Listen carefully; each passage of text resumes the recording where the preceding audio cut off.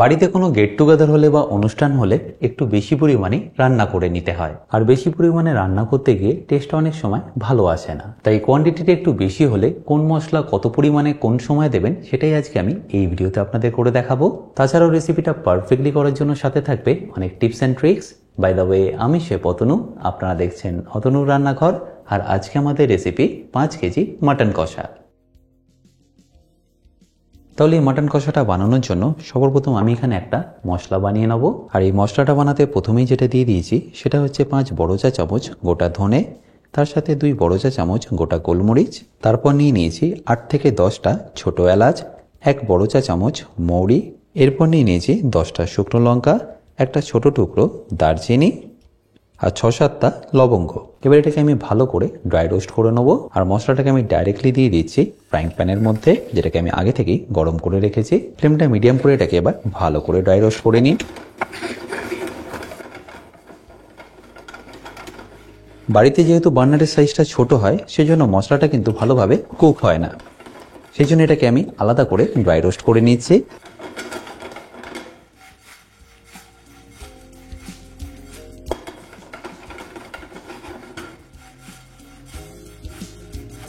এরপর যখনই দেখবেন মশলাটা খুব ভালোভাবে ড্রাই রোস্ট হয়ে গেছে, তখন এটাকে তুলে নিয়ে একটা প্লেটের মধ্যে রেখে দিই ঠান্ডা করার জন্য।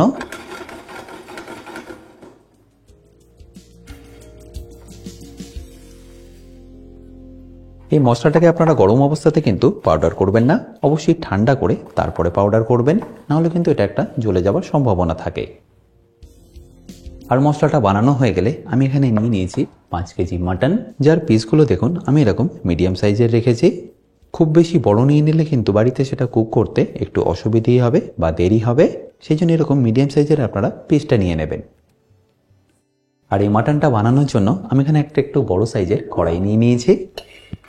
যেহেতু বাড়ির রান্না ছোট হয়, সেই জন্য প্রথমে আপনাদের কড়াটাকে ভালো করে গরম করে নিতে হবে। আর কড়াটা একবার ভালো করে গরম হয়ে গেলেই আমি এখানে দিয়ে দেবো 700 ml মাস্টার্ড অয়েল বা সর্ষের তেল। তারপর তেলটাকে ভালো করে একবার গরম করে নিন।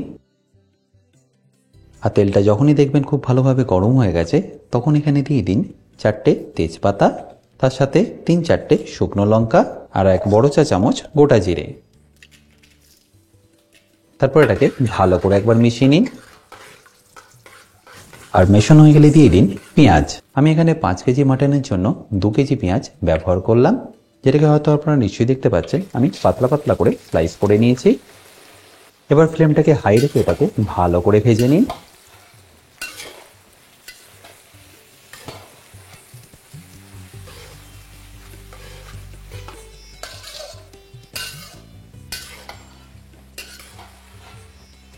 এটা ভাজার সময় আমি এখানে দিয়ে দেবো অল্প একটু মাটন ফ্যাট।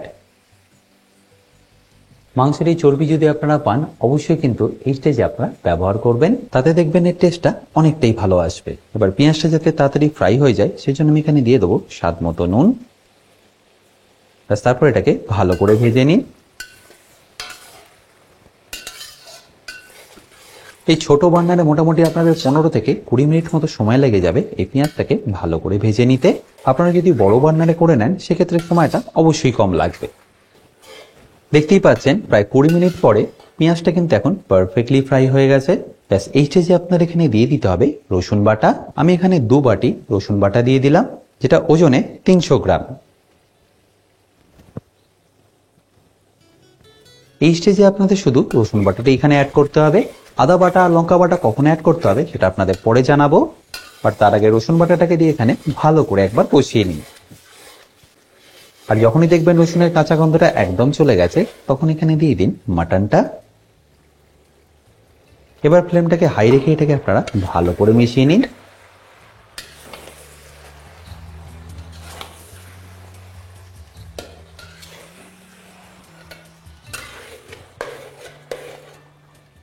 আর এটা আপনাদের ততক্ষণ মিশিয়ে নিতে হবে যতক্ষণ না মাটনের কালারটা একটু চেঞ্জ হয়ে আসছে।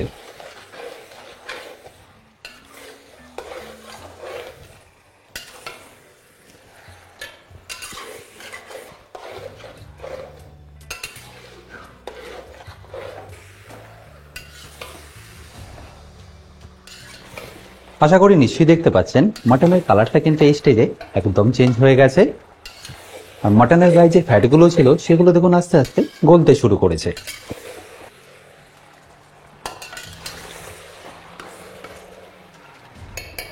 আচ্ছা, এই স্টেজে আপনাদের এখানে দিয়ে দিতে হবে কিছু মশলা, যেমন 1.5 বড় চা চামচ হলুদ গুঁড়ো, আর তারই সাথে যাবে 2 চামচ কাশ্মীরি লঙ্কার গুঁড়ো।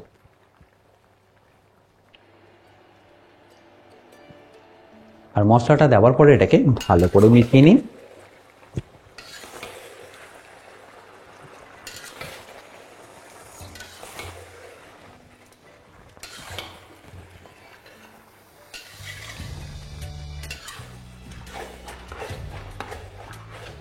আর মশলাটা দিয়ে ভালো করে কষানো হয়ে গেলে আমি এর মধ্যে এই স্টেজে দিয়ে দেবো আদা বাটা। আমি এখানে এই একই বাটির 1 বাটি আদা বাটা ব্যবহার করলাম, যেটা ওজনে 150 গ্রাম। আর তারই সাথে দিয়ে দিচ্ছি কাঁচা লঙ্কা বাটা। আপনারা যেরকম ঝাল খেতে পছন্দ করবেন সেই অনুযায়ী এখানে কিন্তু কাঁচা লঙ্কাটা ব্যবহার করবেন।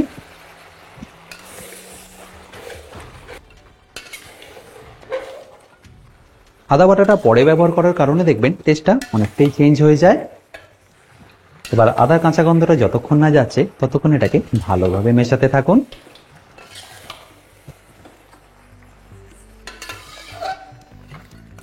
মোটামুটি 4 থেকে 5 মিনিট রাখার পরেই দেখবেন মাটন থেকে কিন্তু আস্তে আস্তে জলটা ছাড়া শুরু করবে আর আদার কাঁচা গন্ধটাও একদম চলে যাবে। ব্যাস, এই স্টেজে আমি দিয়ে দেবো এখানে পরিমাণ মতো গরম জল।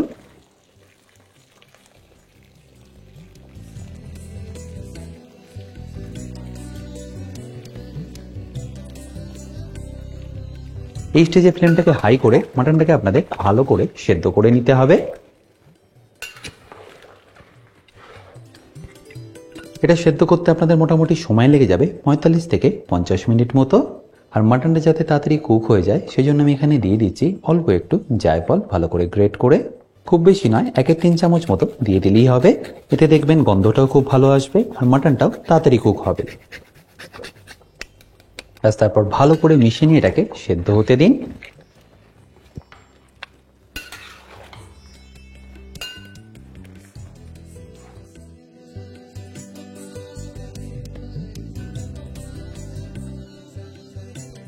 আর এটা বয়েল হওয়ার সময় এখানে আপনারা নুনটা চেক করে নেবেন, যদি কম লাগে তাহলে এই স্টেজেই অ্যাড করে দেবেন। আচ্ছা, এখানে বলে রাখি, আপনারা যারা এখনও আমার অতনু রান্নাঘরের অ্যাডভান্স কুকিং কোর্সটা নেননি তারা নিয়ে নিতে পারেন আমার নিজস্ব ওয়েবসাইট www.otonurannakar.com থেকে। এই কোর্সটা মেনলি রেস্টুরেন্ট স্টাইল খাবারের ওপর। রেস্টুরেন্টে কি গ্রেভি বা কি সস বানিয়ে রাখে যার জন্য আপনাদের 10 থেকে 15 মিনিটের মধ্যেই এই খাবারটা পরিবেশন করতে পারে, সেই সবকিছু আমি শিখেছি অ্যাডভান্স কুকিং কোর্সে। এই কোর্সের লিঙ্ক আমি যদিও ডিসক্রিপশন বক্সে দিয়ে রেখেছি, তাও বলে রাখি কিন্তু যদি আপনাদের কোনো রকম অসুবিধা হয় আমার সাথে এই হেল্পলাইনে যোগাযোগ করতে পারেন।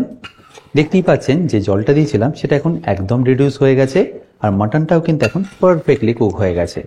এই স্টেজে আপনাদের মাটনটাকে 85 to 90% মতো কুক করে নিতে হবে। আর তারপর এর মধ্যে দিয়ে দিতে হবে 300 গ্রাম টক দই।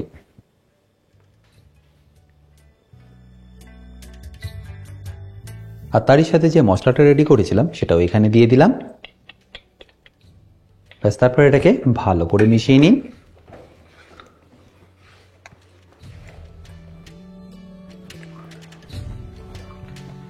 দেখুন মাটন থেকে যে তেলটা ছেড়েছিল সেটা গ্রেভির মধ্যে আবার চলে গেছে।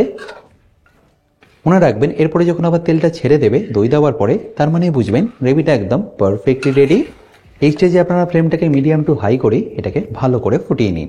খুব বেশি নয়, এই স্টেজে মোটামুটি 5 থেকে 7 মিনিট কুক করলেই দেখবেন মাটনটা পারফেক্টলি কুক হয়ে যাবে 100%। আর তার সাথে সাথে গ্রেভিটাও রেডি হয়ে যাবে। আশা করি নিশ্চয়ই দেখছেন আস্তে আস্তে কিন্তু এর মধ্যে থেকে তেলটা ছাড়া শুরু করছে। তাহলে নিশ্চয়ই দেখলেন রেসিপিটা বানানো কতটা সিম্পল। আশা করি সিম্পল রেসিপিটা আপনাদের নিশ্চয়ই ভালো লেগেছে। আর যদি ভালো লেগে থাকে অতি অবশ্যই কিন্তু আমাকে কমেন্টে জানাতে ভুলবেন না।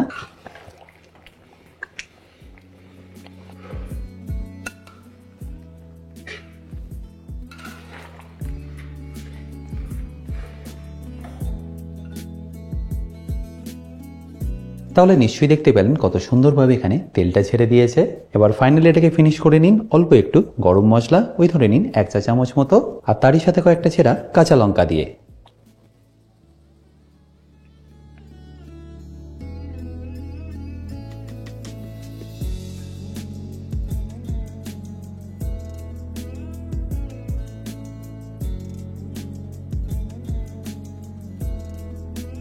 বাই দ্য ওয়ে, আমি শেফ অতনু, আপনারা দেখছিলেন অতনুর রান্নাঘর। দেখা হচ্ছে আপনাদের সাথে আর একটা নতুন রেসিপি নিয়ে নেক্সট এপিসোডে। ভালো থাকবেন, সুস্থ থাকবেন।